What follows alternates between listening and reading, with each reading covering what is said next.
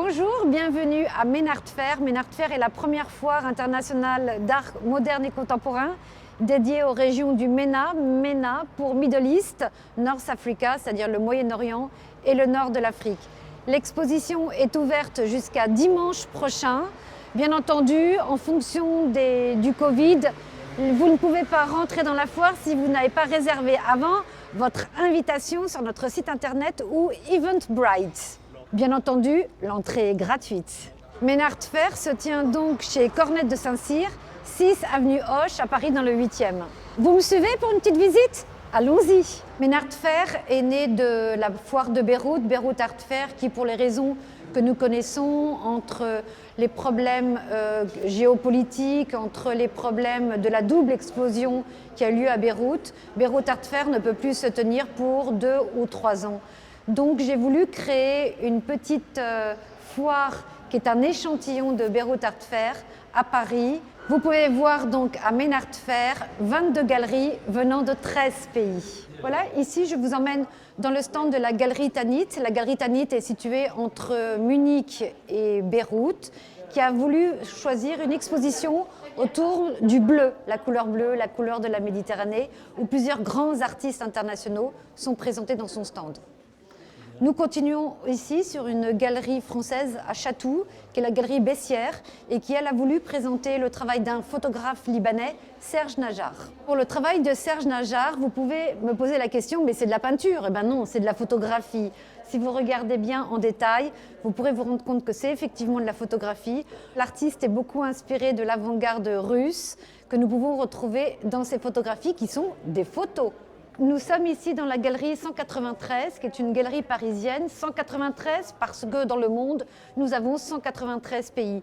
La galerie est spécialisée dans les artistes du monde entier. Vous pouvez voir ici une sélection d'artistes photographes du Maroc, comme Hassan Hajjaj, ainsi qu'une sélection d'une artiste du Yémen qui présente son travail. Vous êtes ici dans le stand d'une galerie parisienne, la galerie Esther Van de Horff, qui présente 2 artistes. Une artiste libanaise très intéressante qui n'habite plus au Liban depuis bien longtemps, qui a connu la guerre du Liban et qui travaille autour de la tapisserie, de la broderie. Et elle raconte son histoire par rapport à son pays lorsque la guerre a commencé en 1975. Les quartiers que nous retrouvons ici ont un peu changé par rapport à aujourd'hui, mais c'est intéressant, c'est comme un lien, comme une preuve de ce qu'était Beyrouth avant la Grande Guerre. Vous pouvez voir donc ici le travail du photographe Sherbin, qui est le photographe iranien de la galerie, ainsi que ici une photographe marocaine. Ici, vous arrivez dans une galerie qui est l'une des principales galeries libanaises, qui est la galerie Saleh Barakat. Saleh Barakat a présenté des artistes de sa galerie qui sont principalement issus tous des pays du Levant. Vous savez aussi bien un sculpteur qui est très important, qui est Abdul Rahman Katanani, qui est un artiste qui habite dans les camps de Sabra et Shatila. Il reprend ce qu'il trouve dans les camps comme élément de récupération et il compose toujours autour de l'enfance, autour de la pureté, de la douceur. Et tout ce que vous pouvez trouver ici, c'est des morceaux de tôle des camps de réfugiés de Sabra et Shatila. Vous trouvez ici, bien entendu, comme vous pouvez le voir, des impacts de la guerre. Je voudrais vous présenter une œuvre assez exceptionnelle de Ayman Balbaki. Ayman Balbaki est l'artiste qui va représenter le Liban à la prochaine Biennale de Venise. Il a fait ce tableau spécialement pour MENA Art Fair, qui représente les silos de Beyrouth, là où a eu lieu la double explosion. Petite parenthèse, Beyrouth Art Fair se tenait juste de l'autre côté des silos. Donc comme vous pouvez imaginer, vous voyez l'état du port de Beyrouth. Donc vous pouvez comprendre qu'il ne peut plus y avoir de Beyrouth Art Fair. Bienvenue à MENA Art Fair. Ici est le travail d'un artiste palestinien qui lui a beaucoup repris sur les vieilles affiches de cinéma qu'on pouvait voir à l'époque et qui ont été censurées, où il retravaille dessus pour montrer la censure. C'est un artiste palestinien et qui expose dans une galerie saoudienne, Athar Gallery, à Jeddah. Atelier Relief, qui est une galerie qui est à Bruxelles et qui travaille beaucoup sur les photos anciennes aussi du Liban, qui retravaille, qu'il grave sur aluminium et qu'il découpe ensuite, d'où le nom de la galerie, Atelier Relief, qui est tenu par un Libanais, Farid Issa, qui propose ce travail. Ici, nous sommes dans le stand de la galerie de Casablanca, qui est la galerie 38, qui expose le travail d'un artiste moderne qui est très peu connu du public, bien qu'il a eu des expositions dans plusieurs musées à travers le monde, notamment au Centre Georges Pompidou, notamment à l'Institut du monde arabe. Il s'appelle Hamidi. Il y a toute une exposition, tout un catalogue raisonné qui est en train d'être préparé sur l'artiste par le directeur du Centre Georges Pompidou. C'est un artiste à redécouvrir parce qu'en France, nous le connaissons très peu. Et c'est un artiste qui, à mon avis, va avoir une renommée très importante puisque son catalogue raisonné sort dans un mois. Lara Sedbon et du Razo Project, une galerie qui fait cohabiter plusieurs artistes, puisque dans le MENA, nous avons aussi Israël qui fait partie du MENA, avec la galerie qui présente deux artistes franco-israéliens qui travaillent sur la mémoire, sur leur enfance, l'un autour du Maroc et l'autre qui a repris dans l'histoire de l'art les grands tableaux et qui les a réinterprétés. La galerie 127, qui est à Marrakech et qui est aussi en France, à Paris, est une galerie qui est spécialisée dans la photographie et qui, là, nous a exposé une sélection d'artistes aussi bien marocains que libanais. Le travail d'une artiste libanaise, photographe, qui, elle, reprend des photos de ses grands-parents qui étaient enfouis dans des tiroirs, elle les scanne et elle les retravaille entièrement sur Photoshop. Chaque photo sont des exemplaires de 5 copies. La galerie El Marsa, qui est une galerie présente tout aussi bien à La Marsa en Tunisie qu'à Dubaï, qui est présente spécialisée beaucoup dans les artistes, surtout de l'Afrique du Nord. Elle présente là notamment Baya, qui est une grande artiste et qui a eu sa première exposition en 1947 à la galerie Mag. Aujourd'hui, elle est exposée par une grande rétrospective sur son travail au musée de Sharjah, aux Émirats arabes unis. Leila Heller, qui est une galerie qui se trouve à New York et à Dubaï également, c'est l'une des plus grandes galeries de Dubaï, présente une jeune artiste iranienne qui a été très inspirée par les mangas et qui a travaillé beaucoup au Japon, dont vous pouvez découvrir le travail. Elle est toute jeune et c'est une artiste montante. Bienvenue chez Nathalie Obadia, qui a une sélection de plusieurs artistes de la région également, dont le travail de Youssef Nabil, qui est très important, qui est un photographe que tout le monde connaît, photographe égyptien. Et nous avons choisi cette photo pour pouvoir illustrer le MENA, puisque c'est un voyage vers les pays de la Méditerranée.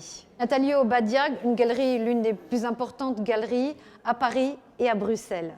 La galerie Marc Hachem, se trouvant à Paris, à New York et à Beyrouth, qui est spécialisée dans le travail d'artistes de la région.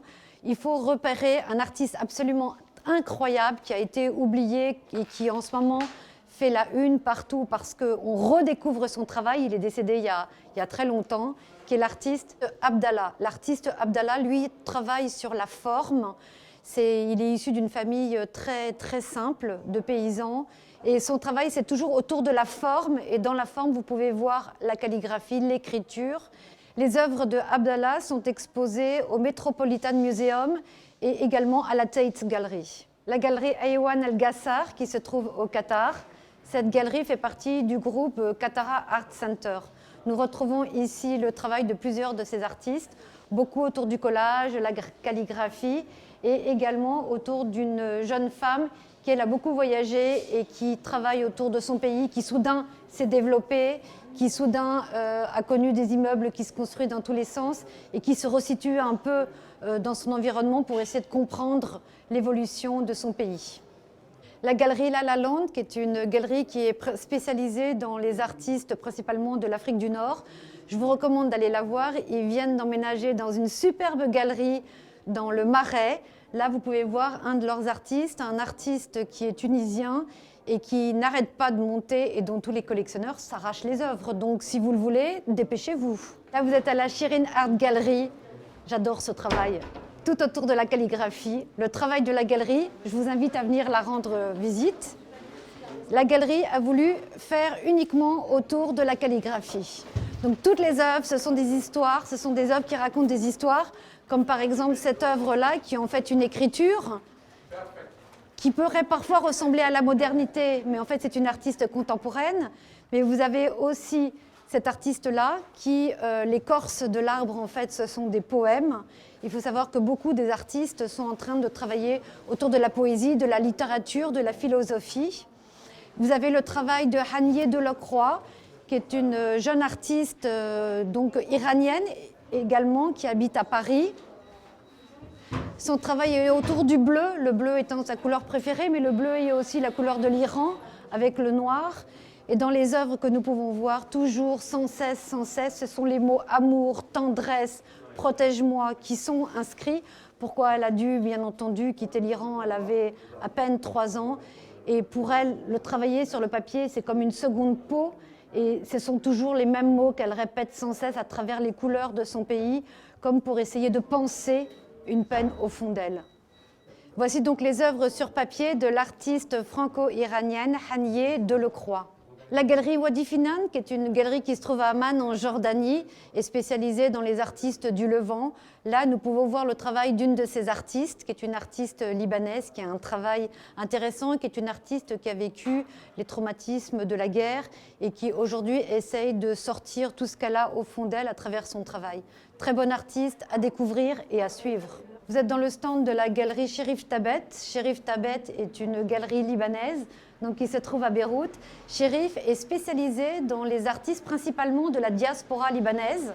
Donc là, il expose 3 artistes, notamment Daoud Korm, Rana Raouda et Michel Mahalouf, qui sont des tapisseries. Michel Mahalouf habite entre la Colombie et le Liban. Et elle s'inspire beaucoup du travail de ce qu'elle voit au Colombie et également avec une inspiration des pays du Levant, du Liban. Et elle tisse des tapisseries qui sont exposées aussi à Ménard Fer. Et voici les dessins stylisés, donc féminins, autour de l'artiste Saoud. C'est la galerie Wadi Finan en Jordanie. Vous êtes ici dans le stand de la Ain Gallery, qui est une galerie qui est spécialisée dans les artistes de l'Afrique du Nord. Et je vous invite à regarder de près le travail de cette photographe qui a été l'une des premières femmes photographes en Tunisie.